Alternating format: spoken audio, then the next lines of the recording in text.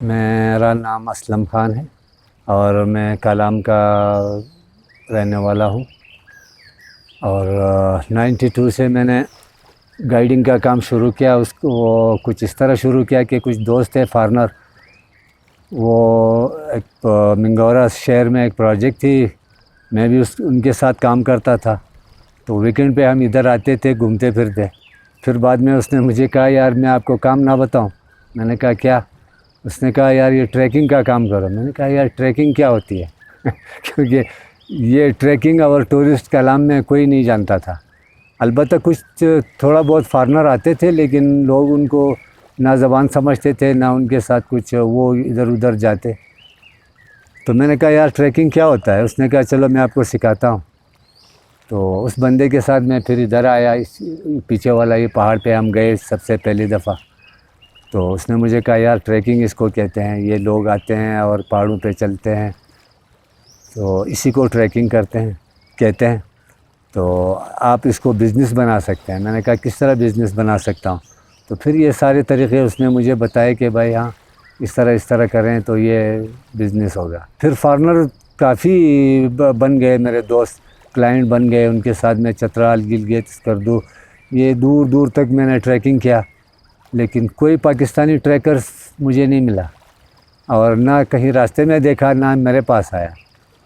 یہ تو خوش قسمتی تھی کہ یہ سوشل میڈیا آ گیا، اور سوشل میڈیا کی وجہ سے تقریباً یہ 2010 کے بعد، اس سے پہلے کچھ لوگ تھے، کچھ اسٹوڈنٹس تھے یا کوئی ریٹائرڈ آرمی تھے کہ وہ کبھی کبھار ٹریکنگ کرتے تھے، باقی عام لوگوں کا یہ خیال ہی نہیں تھا کہ یار ہم بھی جائیں اور کہیں گھوم پھر کے آئیں، ہمارا ملک پاکستان میں کیا ہے، یہ کیسا ملک ہے۔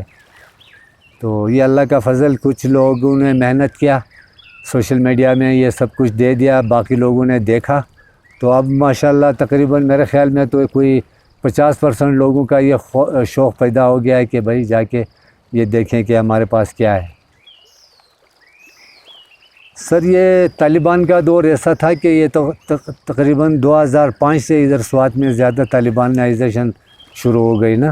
ویسے تو طالبان کافی پرانے تھے، لیکن یہاں جو انہوں نے شورش جو مصیبتیں کھڑی کر دی وہ 2005 کے بعد 2010 تک یہ طالبان کا دور چلا، اور طالبان کے دور میں جتنے بھی فارنرز ادھر ادھر کام کرتے تھے کسی NGOز میں یا ہمارے پاس آتے تھے ہر جگہ سے ٹریکنگ کے لیے، وہ سارے بند ہو گئے۔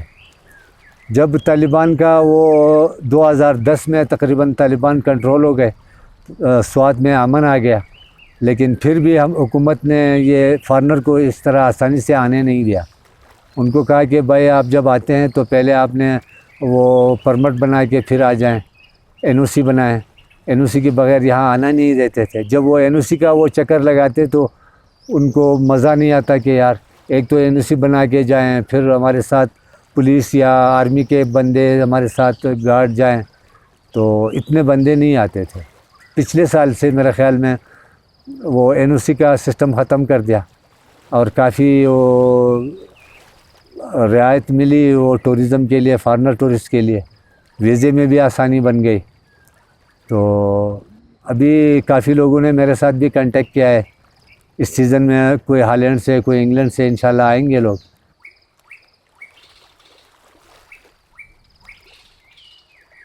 لوکل ٹورزم یہ بھی 2010 سے شروع ہو گیا، جب سے طالبان ختم ہو گئے نا تب سے یہ لوکل ٹورزم بہت زیادہ شروع ہو گیا۔ انشاءاللہ امید ہے کہ آئی مستقبل میں ہمارے بہت جوان یہ کام کرتے رہیں گے۔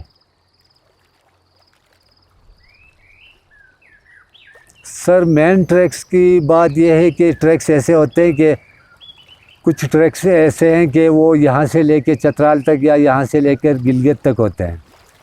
وہ ایک ٹریک ہے جو پھنڈر جاتی ہے یہاں سے ماؤڈن کے راستے، وہ 6 سے 7 دن کا ٹریک ہے، بہت خوبصورت ٹریک ہے۔ راستے میں جھیلیں بھی آتے ہیں، ٹراؤٹ فش بھی ملتے ہیں، ادھر فشنگ بھی کر سکتے ہیں، اور 5200 میٹر کا ہائی ڈاڈریلی پاس ہے، تو اس سے ہوتے ہوئے بندہ ہندرپ پہنچ جاتا ہے۔ ہندرپ شندور پاس اور پھنڈر کے بیچ میں ہے، تو وہاں جب نکل کے آپ روڈ پہ جائیں گے تو روڈ میں آپ کو جیپیں بھی ملیں گی، ہائی ایس بھی ملیں گی، اور نیٹ کو بس بھی چلتی ہے گلگت سے۔ اور دوسرا راستہ یہی ماؤڈن سے تھوڑا آگے جا کر دوانگر نام ایک جگہ ہے. دوانگر سے جو رائٹ سائڈ کی ٹریک ہے وہ یہ ڈاڈریلی پاس اور ہندرب کا ٹریک ہے. اور رائٹ سائڈ میں جو راستہ جاتا ہے سیدھا یہ پانی کے ساتھ ساتھ وہ سیدھا جا کے پھر ایک رائٹ سائڈ میں ایک ٹریک آتی ہے اور کچکنی بیس کیمپ میں.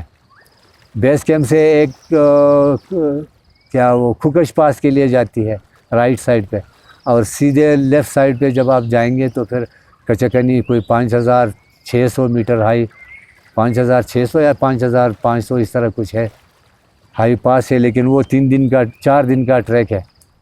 آپ بندر لاسپور پہنچ جاتا ہے بشخرگول نکل کے.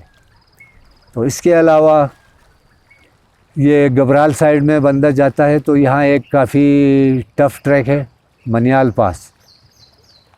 تو وہ کوئی 2 دفعہ ہو چکا ہے میرے زندگی میں, میرے خیال میں کسی نے بھی نہیں کیا. ایک فارنر لڑکی تھی اس نے میرے ساتھ کیا جو مجھے بھی نہیں معلوم تھا, لیکن وہ ایک رسک ہم نے لیا. کہا کہ بس کوئی ایسے ٹریک پہ جاتے ہیں کہ مجھے کہا کہ آپ بھی نہیں گئے تھے. میں نے کہا اچھا چلو چلتے ہیں.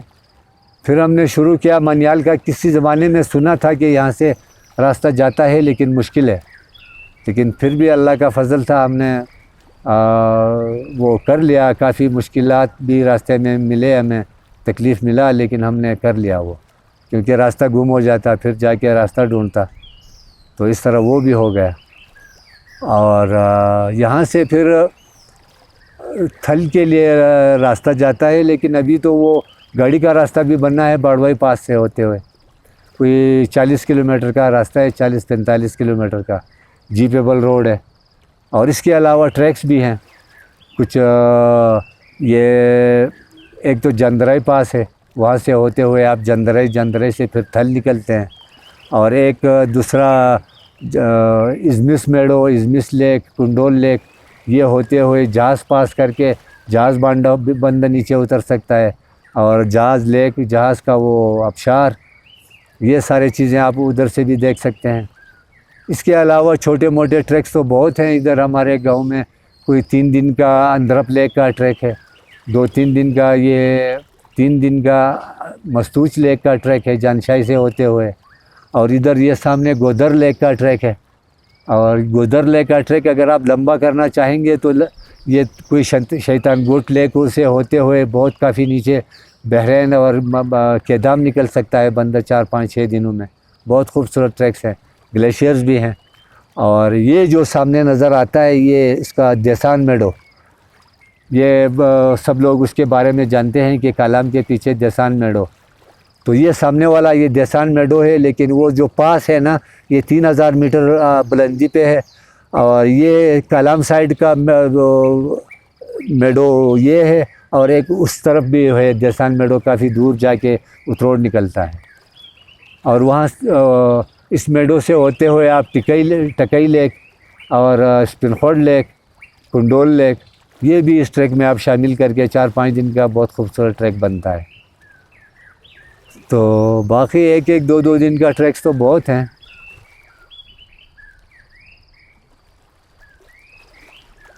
یار ویلکم کرتا ہوں میں سب لوگ یار دوستوں کے لیے, لوگوں کے لیے جو ٹورسٹ حضرات ہیں.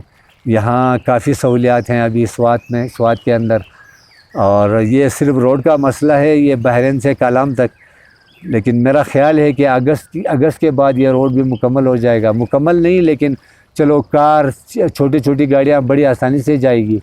کارپیٹڈ تو بعد میں ہوگا لیکن وہ ہموار تو ہوگا صحیح طریقے سے. اور ہوٹلیں بھی کافی زیادہ ہیں ادھر, بندہ جب کوئی ٹورسٹ آ جاتا ہے اس کو کوئی تکلیف نہیں ہوتا. ہاں اگر ادھر یہ ہے کہ کوئی لوگ ہوٹل میں رہنا پسند کرتے ہیں, بعض لوگ کیمپ سائٹ چاہتے ہیں. تو ادھر ہم نے کیمپ سائٹ بنائی ہے کالام سے کوئی 7 کلومیٹر آگے بلو واٹر میں. وہ جنگل کے بیچ میں پانی اور وہ دریا کے ساتھ ہم نے بنائی ہے, بہت خوبصورت ہے. اس کا پانی کا کلر بھی بلو ہے, تو اس لیے اس ایریا کو بلو واٹر کہتے ہیں.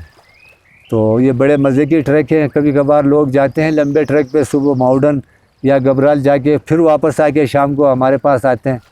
پھر بڑے مزے سے ادھر رات دیر تک ہمارے پاس بیٹھ کے پھر نیچے آتے ہیں ہوٹلوں میں اور یا ہمارے پاس کیمپ سائٹ میں رکتے ہیں. Thank you.